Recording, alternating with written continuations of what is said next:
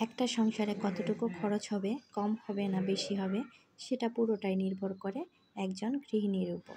একজন গৃহিণী চাইলে সংসারের খরচ কমাতেও পারে, বাড়াতেও পারে। হ্যালো এভরিওয়ান, আসসালামু আলাইকুম। Welcome to Miran daughter. আশা করি যে যেখান থেকে দেখছেন সুস্থ এবং ভালো আছেন। আলহামদুলিল্লাহ আমরা ভালো আছি। আরও একটি নতুন ভিডিওতে সবাইকে ওয়েলকাম করছি। আশা করছি বরাবরের মতো আজকের ভিডিওটি সবার কাছে ভালো লাগবে। সিজন চেঞ্জ হচ্ছে, ঘরে ঘরে কিন্তু খুশখুশি কাশির অভাব নেই। তো খুশখুশি কাশির জন্য এই যে আমি একটা মহা ওষুধ বানাচ্ছি। যাদের খুশখুশি কাশি আছে বা ঘরে খুশখুশি রুগীর আছে, তো তারা চাইলে কিন্তু আমার এই রেসিপিটি ফলো করতে পারেন। তো প্রথমে এখানে আমি কিছু পরিমাণ তুলসী পাতা নিয়েছি, হাফ চা চামচ চিনি নিয়েছি, 4-5টা লং নিয়েছি আর 2টো এলাচ থেতলে নিয়েছি। প্রথমে এগুলোকে আমি ভালোভাবে মথে নিব। তো মুথে নেওয়ার পরে এখানে আমি 1 কাপ পরিমাণ পানি দিয়ে দিব। 1 কাপ পানিকে জাল দিয়ে হাফ কাপ করে নিব। আসলে যে পরিমাণ পানি দিব সেটাকে জাল দিয়ে মোট কথা অর্ধেক করে নিব। সেটা 1 কাপও হতে পারে, হাফ কাপও হতে পারে, যার যার পরিমাণ অনুযায়ী। তো তুলসী পাতার পানিটা যখন জাল করব, তো চাইলে এটাতে কিন্তু আবার চা পাতা দিয়েও খাওয়া যেতে পারে। তো আমি এমনিই জাল করে দেব। তো রুবামার যতবার খুশখুশি কাশি হয়, আমি কিন্তু এই যে তুলসী পাতার রসটা জাল করে এভাবে খাইয়ে দিই। 1 থেকে 2 বার খাইয়ে দিলে কিন্তু আল্লাহর রহমতে কাশিটা কমে যায়। তো এটা যখন জাল দিয়ে দিয়েছিলাম, খাওয়ার পরে বাবা বলছিল গলাটা নাকি অনেক আরাম লাগছে, অনেক ভালো লাগছে। তো বাবাকে কিন্তু 2 বার করে দেওয়ার পরেই কিন্তু আলহামদুলিল্লাহ বাবার কাশিটা একদম ভালো হয়ে গেছে। তো এখানে তারপরে আমি আরও কিছু মশলা দিয়ে দিচ্ছিলাম। তেজপাতা আর হচ্ছে দারচিনি, এটা দিয়ে আমি জাল করে অর্ধেক করে নেব। আর এখন এই মুহূর্তে যারা আমার ভিডিওতে ক্লিক করেছেন এবং ভিডিওটি দেখা শুরু করেছেন, তারা প্লিজ ছোট্ট একটি লাইক দিয়ে আমার ভিডিওটি কন্টিনিউ করবেন। আপনাদের ছোট্ট একটি লাইক পারে আমাকে আপনাদের মতো আরও কয়েকজনের কাছে পৌঁছাতে। আর আজকে যারা আমার চ্যানেল নতুন ভিজিট করছেন, আমার ভিডিওর কোথাও কোনো অংশ যদি ভালো লেগে যায়, তো প্লিজ আমার চ্যানেলটি সাবস্ক্রাইব করে আমার পাশেই থেকে যাবেন। আর ইতিমধ্যে যারা এই কাজগুলো করে ফেলেছেন তাদেরকে জানাই অসংখ্য ধন্যবাদ। আর এদিক দিয়ে কিন্তু আমার চাটা হয়ে গেছে। তো আমি চাটা যখন করে দিচ্ছিলাম তখন কিন্তু ভোর 5:30 বাজে। তো বাবা যেহেতু তাহাজ্জুদ নামাজ পড়ে, বাবা কিন্তু খুব ভোরে ঘুম থেকে ওঠে। আর দিনটা খুব ছোট হওয়ার কারণে আমাকেও কিন্তু খুব তাড়াতাড়ি উঠতে হয়, যেহেতু বাবা অসুস্থ আর এদিকে রুবামার পরীক্ষা। আর ছোট দিনের সাথে আসলে কাজ করে কিন্তু শেষ করা যায় না, পেরে ওঠা যায় না। তো চাটা দিয়ে দেওয়ার পরে কিন্তু আমি এখানে যে রুটি খাওয়ার জন্য ডাল রান্না করে নিচ্ছিলাম, মুসারির ডাল, আলু আর পেঁপে দিয়ে ডাল রান্না করে নিচ্ছিলাম। আর ডালটা রান্না করার আগে কিন্তু আমি রুটি বেলার জন্য আটার কাইটাও করে নিয়েছি। তো সকাল কিন্তু আমার শুরু হচ্ছে 4টা থেকে 4:30টার মধ্যে। তো তখন থেকে উঠেই কিন্তু দেখা যাচ্ছে কাজ এটা সেটা করতেছি। তো কিচেনে গেলে কিন্তু দেখা যায় যে যতই সাবধানতার সাথে কাজ করি, তারপরেও কিন্তু টুংটাং একটু সাউন্ড হয়েই থাকে। তো এই টুংটাং শব্দে কিন্তু রুবামার বাবা একটু হলেও বিরক্ত হচ্ছে। ওনার চেহারা দেখেই বোঝা যাচ্ছে যে আমি যে কাজ করছি এটার সাউন্ডে ওনার ঘুমের ডিস্টার্ব হচ্ছে, যার কারণে বিরক্ত হচ্ছে। আর এই যে আমি 4টা থেকে উঠে, ভোর 4টা থেকে উঠে রাত্রি 11টা, 11:30, 12টা পর্যন্ত কাজ করছি। আমার মনও খারাপ হচ্ছে না, আমার কিন্তু কষ্টও হচ্ছে না। তো তারা যেহেতু অফিস করে, তারা অনেক পরিশ্রম করে, অনেক কষ্ট করে। ঘুমের মধ্যে একটু ডিস্টার্ব হলে তাদের তো খারাপ লাগবে, এটাই স্বাভাবিক। আর আমরা যারা গৃহিণীরা আছি, সেই সকাল থেকে উঠে রাত পর্যন্ত একাধারে কাজ করে যাই। আমাদের কিন্তু একটু কষ্টও লাগে না, একটু খারাপও লাগে না। আর এই কথাটা যদি আমরা আমাদের বড়েদেরকে বলতে যাই যে সেই সকাল থেকে উঠে রাত পর্যন্ত পরিশ্রম করছি, তখন কিন্তু আমাদের বড়েরা এক কথায় বলে দেবে, তোমার সংসার, কাজ তো তোমাকেই করতে হবে। আর সারাদিন বাসায় বসে থেকে করোটা কি, শুধু তো এই রান্না বাড়া। তো আসলে এই রান্না বাড়াটা একদিন আমাদের হাজব্যান্ডকে করতে দেওয়া উচিত, যে আমরা তো শুধু রান্না করি, এই রান্নাটা করেই একটু দেখাও। রান্না বাড়া তো খুব সহজ কাজ তাদের ভাষায়। তো তারা মনে করে যে রান্না বাড়া, ঘর গোছানো, বাসন মাজা, তারপরে বাচ্চাকে খাওয়ানো পড়ানো, এগুলো খুব সহজ কাজ। তারা কিন্তু এই কাজের মূল্যই দেয় না। তো এগুলো আসলে একদিন যদি ওনারা করে দেখতো, তাহলে বুঝতো যে আসলে এই কাজগুলো করতে কতটা কষ্ট লাগে। আর এদিক দিয়ে কিন্তু আমার নাস্তাটা একদম রেডি হয়ে গেছে। তো আমি কিন্তু অনেকগুলো রুটি বেলে নিয়েছিলাম। আমি কিন্তু কিছু রুটি ফ্রোজেন করে রাখলাম। আর আজকে যে নাস্তার জন্য রুটিগুলো ভেজে নিলাম। তো অফ ক্যামেরাতে কিন্তু নাস্তাটা করে নিয়েছিলাম। তারপরে কিন্তু দুপুরে রান্নায় চলে আসলাম। আজকে রান্না করব মুরগির মাংস আর হচ্ছে মাটির নিচের আলু দিয়ে শুটকি মাছ। আর আমি যখনই ভয়েস দিতে বসি, তখনই দেখি আমার বাসার নিচের যে কিছু কুকুর আছে, এরা এমনভাবে ঘেউ ঘেউ করা শুরু করে, মানে যতবার ভয়েসটা কেটে দেই, ততবার শুরু করি, ততবারই এরা ঘেউ ঘেউ শুরু করে। জানি না এদের সাথে আমার কি শত্রুতা।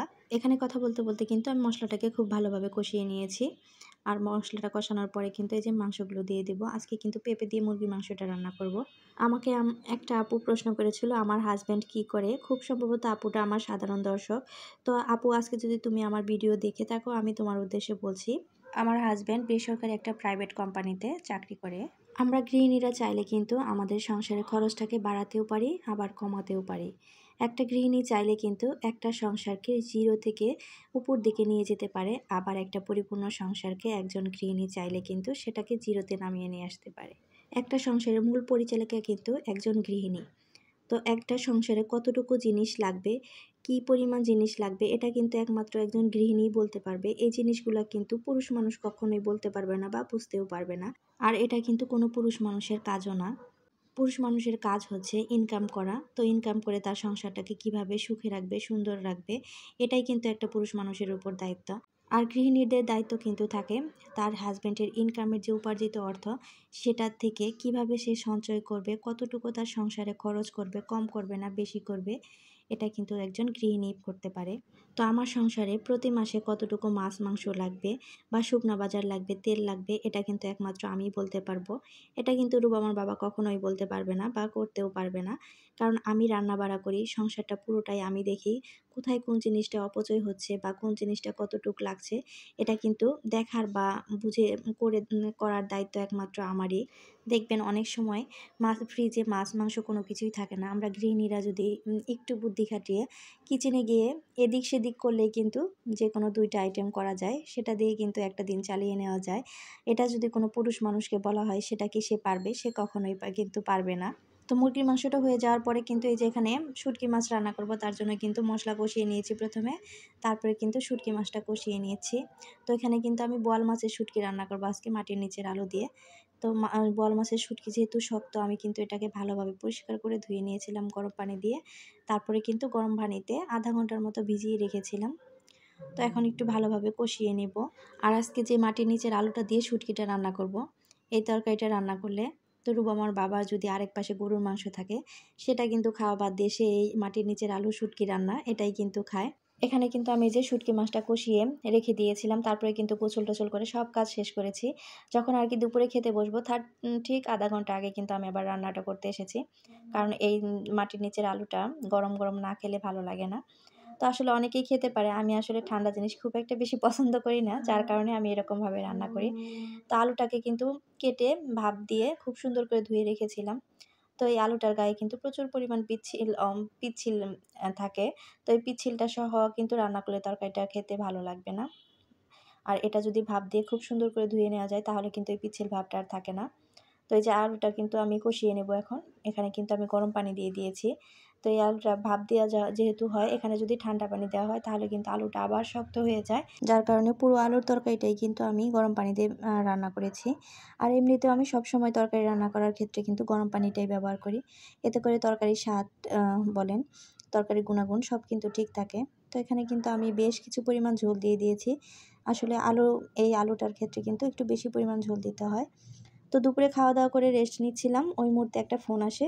আমার শ্বশুরের মামাতো ভাইয়ের ওয়াইফ আসবে বাবাকে দেখতে। তো বাবা যখন বলেছিল তখন আমার হাতে একদমই সময় ছিল না। মানে ওনারা রওনা দেওয়ার পরে বলেছিল যে আসতেছে। তো ওনাদের বাসা আর আমাদের বাসার ডিফারেন্স হচ্ছে 20 মিনিট। তো এই 20 মিনিট তো আমি আর নাস্তা বানাতে পারবো না শুধু চা ছাড়া। যার কারণে নিচে গিয়ে আমি কিন্তু নাস্তাগুলো কিনে নিয়ে এসেছিলাম। তো আগে থেকে যদি আমি জানতাম তাহলে কিন্তু এই নাস্তাগুলো আমাকে আর কিনতে হতো না। আমি কিন্তু আগে থেকে এই নাস্তাগুলো রেডি করে রেখে দিতে পারতাম। আর সবসময় দেখা যায় আমার ফ্রিজে কিছু না কিছু ফ্রোজেন আইটেম থাকেই। আর বেশ কিছুদিন যাবৎ বাবা যেহেতু অসুস্থ আর রুবামাকে নিয়ে দৌড়াদৌড়ি, এই 2 জনকে নিয়ে কিন্তু আমি আসলে একটু পেরার মধ্যে আছি। যার কারণে ওভাবে আর কোনো নাস্তাই আসলে বানিয়ে যে ফ্রিজে ফ্রোজেন করা সেটা করার টাইম পাচ্ছি না।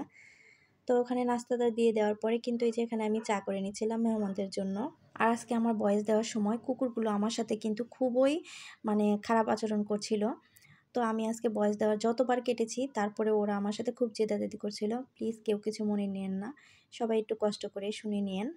চাটা খেয়ে নেওয়ার পরে কিন্তু কাকি বলেছিল, "মীরা তোমার চাটা ফার্স্ট ক্লাস হয়েছে।"